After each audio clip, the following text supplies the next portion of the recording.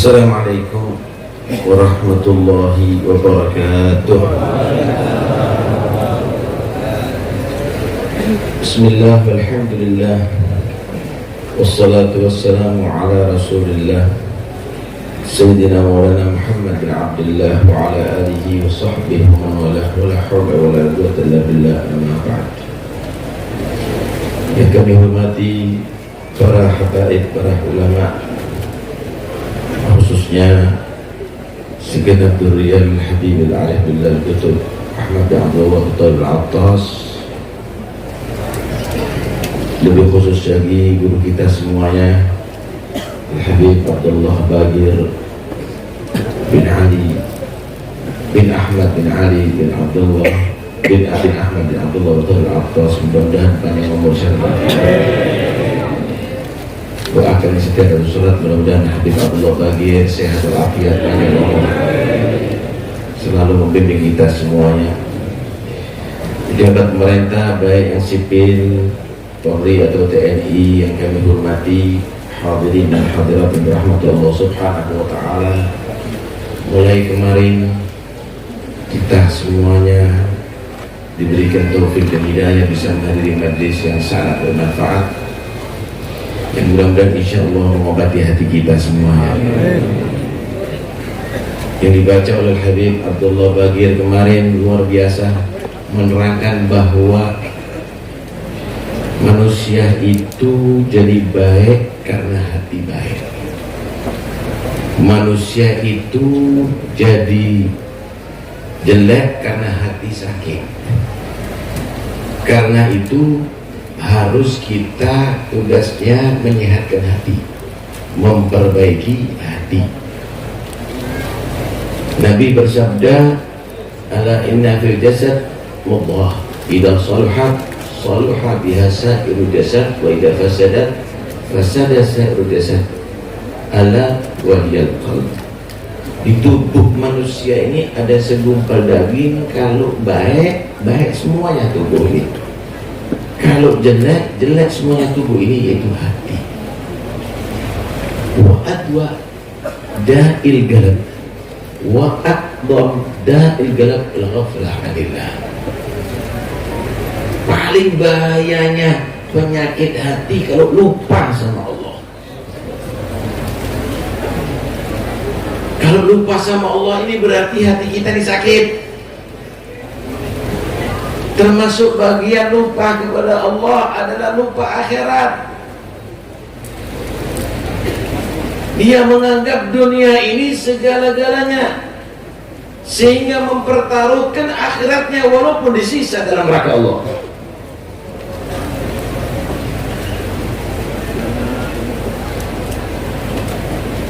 Tahu tentang urusan duniawi dengan mendetail, tapi dia tidak paham bagaimana matinya husnul khotimah atau su'ul khotimah. Dia tidak paham bahwa kuburnya jadi kebunan surga atau jadi jurang neraka. Dia tidak paham bagaimana keadaan kiamatnya. Ya'lamuna dhahiran minal hayati dunya wa hum 'anil akhirati hum ghafilun. Mereka paham tentang kehidupan dunia, bahkan bertitel-titel dia, tapi lupa bagaimana nasibnya inda sakaratil maut, bagaimana nasibnya ketika ada fitnatul qabr, bagaimana nasibnya ada di hisab nanti di hari kiamat.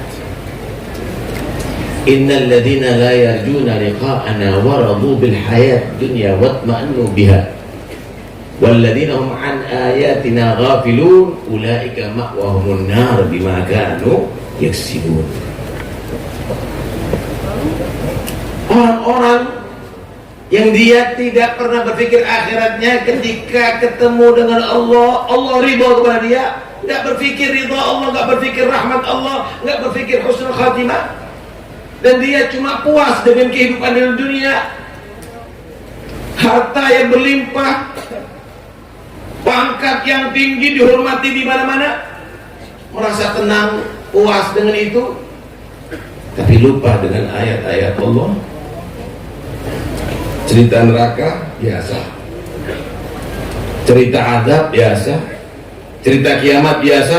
orang demikian ini tempatnya nanti di akhirat neraka Allah, karena ulah perilaku mereka sehingga berani meneguh khamr, sehingga berani mengkonsumsi narkoba, sehingga berani berzina, sehingga berani mencuri, sehingga berani korupsi, sehingga berani sumpah palsu dan lain-lainnya.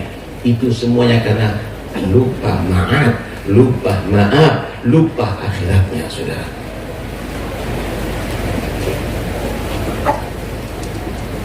Termasuk daripada ghaflah anillah, lupa kepada Allah, adalah banyak melakukan dosa. Saudara, kalau jadi orang mukmin itu takut dengan dosa, lebih takut daripada dibakar oleh api, lebih takut dibakar daripada diracun. Karena itu Nabi menggambarkan al-mu'min yara dunubahu kajabal yakhafu yabla alaih, wal munafiq yara dunubahu katubabatin marrat ala anfihi wa qala hakada. Orang mukmin itu melihat dosa itu seperti gunung yang mau runtuh yang menimpa kepada dia, ketakutan setiap saatnya. Orang munafik, nih orang yang sakit hatinya itu orang munafik, fi qulubihim maradun, di hati mereka ada penyakit nih. Orang munafik dia merasa dosa itu seperti lalat yang hinggap ada di hidungnya, cuma diusir, enteng. Ini ghaflah, saudara. Dosa ini harus kita berhati-hati. Sakit tohir kalau mati separah apapun akan selesai penyakitnya. Sakit hati kalau mati semakin sakit. Bahaya. Obati. Dosa-dosa itu harus kita takuti lebih daripada corona, lebih daripada kanker. Karena itu akan membuat kita celaka sampai akhirat. Tahukah Anda siapa orang selamat ada di akhirat? Orang yang pangkatnya tinggi, orang yang kaya raya. Illa man atallaha biqalbin yawma la yanfa'u malun wala banun illa man atallaha biqalbin. Orang yang selamat hatinya, yang sehat hatinya. Penyakitnya hati itu dosa. Jangan digemari, jangan disenangi, jangan dijadikan hiburan. Di antaranya penyakit hati yang lebih bahaya lagi daripada dosa, yaitu al-mujaharah, membanggakan dosanya. Na'udzubillah. Kullu ummati mu'afa illal mujahirin. Semua umatku ini masih ada harapan untuk dimaafkan nih, masih bisa selamat, kecuali yang terang-terangan dia. Wa minal muhajarati mujaharati, termasuk orang yang membanggakan, yaitu malam hari dia berdosa, dia berbuat maksiat, ditutup sama Allah, nggak ada yang tahu. Pagi hari ngomong, ya fulan inni fa'altu al-bariha kada. Tadi malam, wah, aku menikmati seorang perempuan, aku masuk diskotik, aku melakukan ini, aku melakukan itu. Na'udzubillah min dzalik. Karena itu kalau ada orang yang terang-terangan sampai menyatakan menginjak Quran atau yang lainnya, awas lu, hati-hati lo. Inti selain bertobat, syahadat lagi. Nggak cukup bertobat, syahadat lagi. Khawatir itu akan buat kamu murtad, keluar dari agama Allah. Tiket selamat di neraka adalah Islam. Tiket masuk surga adalah Islam. Tanpa Islam nggak mungkin kamu masuk surga dan pasti masuk neraka. Awas, hati-hati, jangan dibuat main-mainan. Kemudian saudara, yang bisa mengakibatkan penyakit ghaflah yaitu suhbatul ghafilin, berteman dengan orang yang lupa kepada Allah. Jangan, kita harus sabar, tekun, selalu hadir majlisnya orang ingat kepada Allah. Seperti majlis ini, Masya Allah, nikmatnya luar biasa. Kita digiring mulai kemarin jam 4:30 sampai sekarang semuanya fitikir. Semuanya kita diingatkan akhirat, diingatkan amal soleh, diingatkan Allah, diingatkan Rasulullah, dicintakan kepada awliya Allah Subhanahu wa ta'ala. Nikmat.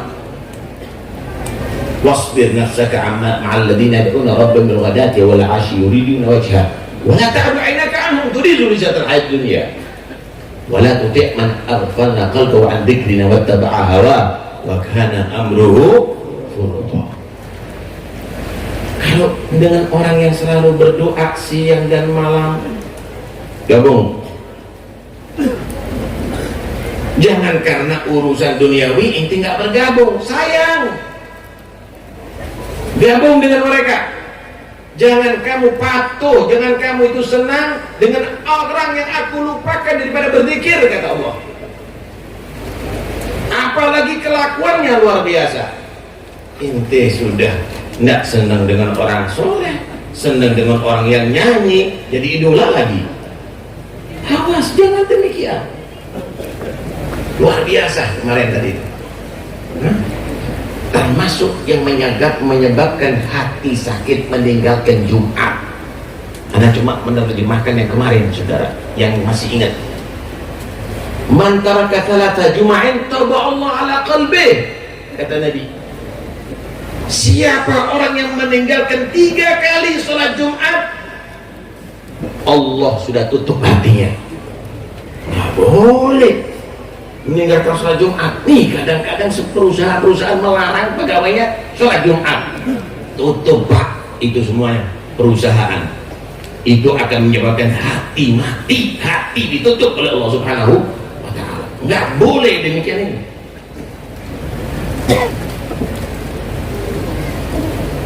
Dan termasuk bagaimana cara untuk sehat hati, menjaga sholat 5 waktu dengan berjamaah.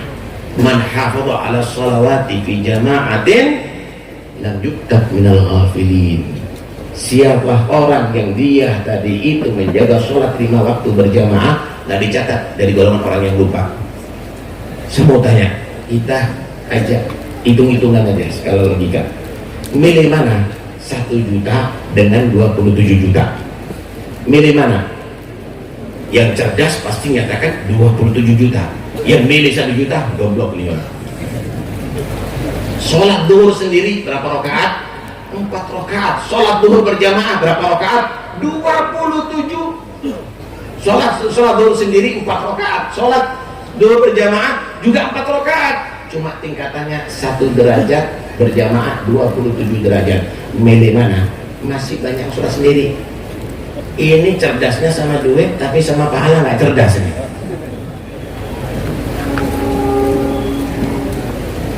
Karena itu jaga sholat berjamaah. Rugi kalau sholat sendiri. Dan termasuk yaitu bagiannya untuk mengobati hati, qiyamul lail. Manggama bi 10 ayatin lam yuktab minal ghafilin, wa manggama bi 100 kutiba minal khanitin, wa manggama bi 1000 kutiba minal muqantarin. Itu Habibnya. Siapa orang yang qiyamul lail, dia tadi itu bisa dengan 10 ayat Quran, dia selamat dari berat penyakit ghaflah. Tapi kalau ditingkatkan sampai 100 ayat, maka dia akan dicatat menjadi orang yang beribadah. Kalau bisa sampai 1000 ayat, ini orang istimewa, bukan hanya ibadah tapi banyak ibadah kepada Allah Subhanahu. Di sinilah kita harus paham. Ini Habib Ahmad nih yang diceritakan bukan pabriknya, yang diceritakan bukan hartanya, yang diceritakan bukan tanahnya, yang diceritakan bukan jabatannya. Habib Ahmad bukan presiden, bukan DPR, bukan bupati, bukan wali kota. Habib Ahmad bukan bisnismen. Habib Ahmad adalah orang yang bisa menggunakan umurnya untuk ibadah kepada Allah. Itu nilai hidup. Jangan kita bergelimang dunia, lupa akhirat. Nggak berfungsi hidup kamu. Kamu pasti akan menyesal nanti ada di akhirat. Itu mulai sekarang sampai kita umur sekian ini mulai kita balik, mana lebih banyak ingatnya sama Allah atau lupanya, dosanya atau ibadahnya? Mau kita rencanakan umur yang semakin singkat ini masih untuk lupa? Ya akhi, Nabi pernah ditanya, man atyasun nas, siapa manusia yang paling cerdas ya Rasulullah? Nabi tidak menjawab manusia yang paling cerdas itu yang paling tinggi pangkatnya, yang paling banyak hartanya, yang paling maju pekerjaannya. Tapi Nabi menjawab, aktsaruhum lil mauti dzikran wa ahsanuhum lahu isti'dada. Manusia yang paling cerdas adalah yang paling banyak mengingat kematiannya dan paling bagus persiapannya untuk mati. Bukan mempersiapkan kafan atau kuburan, mempersiapkan dengan memperbanyak amal soleh. Hitung ini, hitung umur ini setiap saatnya ya ikhwani. Ada, Masya Allah, satu cerita seorang soleh. Dia ditamui sama rombongan. Nasallallahu husnul khatimah. Ditamui dengan rombongan. Dan orang soleh ini dia selalu menjamu tamunya, panggil satu muridnya atau gulamnya, potongkan kambing, buatkan untuk jamuan tamu-tamu ini. Dipotong kambing, saudara. Rupanya dalam pemotongannya tadi itu keliru. Kalau syarat-syarat pemotongan tadi itu tidak lengkap, berarti kambing yang dipotong jadi bangkai. Kalau jadi bangkai berarti najis, haram dinikmati. Hurrimat alaikumul maidah. Lapor si murid ini, guru minta maaf, kambing gak bisa dimasak, kambing gak bisa dinikmati karena salah dalam pemotongannya jadi bangkai. Guru ini berubah bedanya, menangis nih guru, menangis dengan sekenceng-kencengnya. Murid ketakutan, guru, kami akan sanggup mengganti yang lebih besar, bahkan 10 kambing pun kami akan sanggup mengganti. Kata guru, bukan menangisi kambing yang mati, tapi itu mengingatkan aku bagaimana kambing ini kita rencanakan jadi makanan untuk kita nikmati. Akhir umurnya keliru, maka jadi bangkai. Aku sholat 5 waktu, aku qiyamul lail, aku baca Quran, aku dakwah, aku mengajar, aku beribadah. Khawatir akhir umurku aku salah seperti kambing ini, semua amalku jadi bangkai yang tidak bisa aku nikmati. La ilaha illallah. Siapa yang menjamin anda akan husnul khatimah? Siapa yang akan menjamin anda akan selamat daripada azab kubur? Karena itu ya ikhwani, cukup daripada ghaflah, cukup kita lupa, cukup kita menjadi orang-orang yang salah. Sekarang saatnya kita ada di bab, ada pintu untuk mendapatkan rahmat Allah, ada di makbarahnya, ada di dorihnya Habib Ahmad. Ayo kita bertobat kepada Allah. Kita niatkan di sini untuk supaya kita bisa menggunakan sisa umur kita bertakwa dan meningkatkan taat dan takwa kepada Allah Subhanahu wa taala ya Rabb. Mudah-mudahan Allah masih takdirkan kita ketemu di tahun yang akan datang. Khair wa afiyah. Mudah-mudahan kita saksikan para habaib ini semuanya, para ulama ini semuanya. Mudah-mudahan Allah mereka memberikan panjang umur, sehatul afiat untuk bisa kita saksikan kembali mereka di tahun-tahun yang akan datang.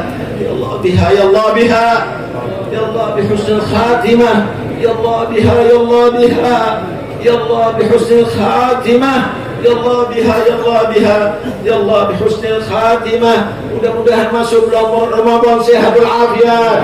Allah jadikan kita beruntung dengan meningkatkan takwa dan taat. Mudah-mudahan Ramadan yang akan datang bukan Ramadan yang terakhir bagi kita, tapi Allah sampaikan insyaallah Ramadan berikutnya fi khair wa afiyah. Dan mudah-mudahan sebelum meninggal dunia Allah jadikan kita menjadi orang-orang tua yang beruntung, mempunyai anak-anak yang saleh, sampai akhirat. Amin ya rabbal alamin. Amin ya rabbal alamin. Sallallahu alaihi wasallam Muhammad wa alihi wasallam. Alhamdulillahirabbil alamin. Assalamualaikum warahmatullahi wabarakatuh.